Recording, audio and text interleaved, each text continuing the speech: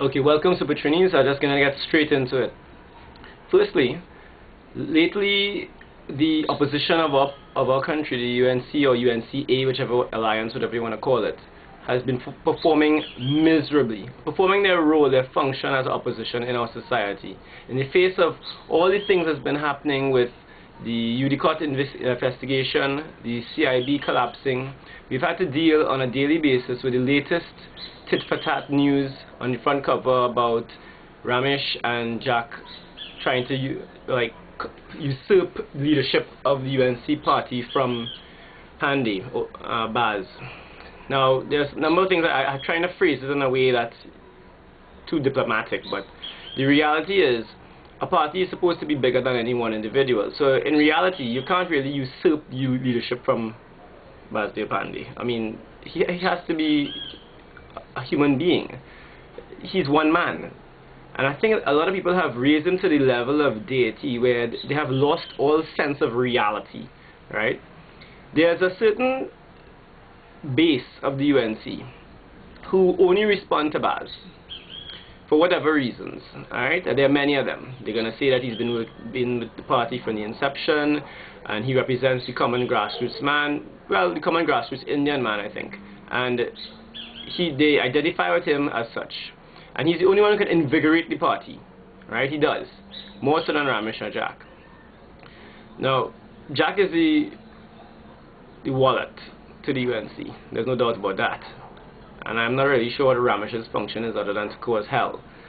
He's their chief whip, but there are a lot of dubious characters, all of them, all three of them. I don't think any of them should be involved in politics, right? But because of the infighting between the three of them, it's so distracting, and you don't actually deal with the real issues at hand, what's going on. Because while all this is going on, there's murders going on. We're up to 83 now for February 20, what's it, February what is 16th, 17th?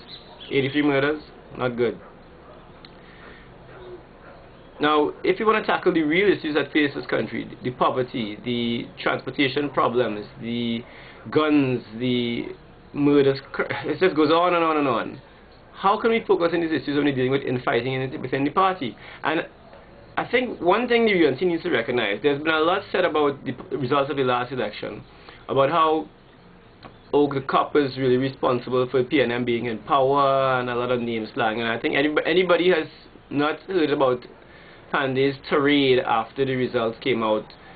You could just check it up on YouTube and see if you can find out something, because it's really sickening. I mean, he went into a whole long trial about, I don't think he understands in his brain the concept of democracy, right? Now, in any other society, I'm using America as a model because Trinidad is very Americanized, so everybody's familiar with that, right? When you fail at your party level, as the leader of the party, you resign, you go on, maybe you continue representing a particular state or such as whatever, right? Why can't this happen with our system?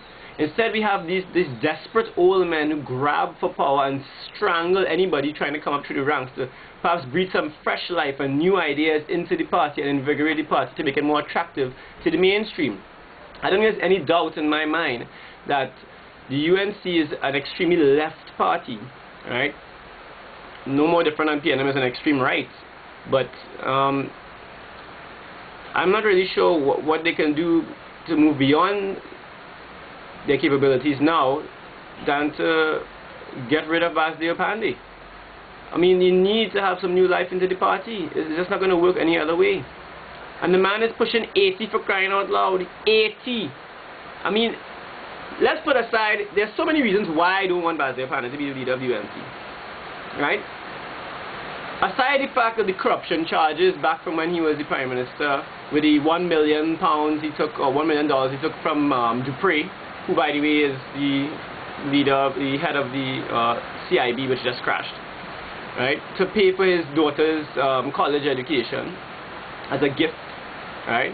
If you put aside even that, if you put aside his condescending tones towards everyone else who opposes him, including Kamla Bissessa, how she was treated in the party, if you put aside all the things he's done with regards to accepting dubious contracts with various people and circumventing the whole system to do his own kickbacks, and essentially his version of what the PNM is doing is no different. It's the same old thing. Even if you put aside all that,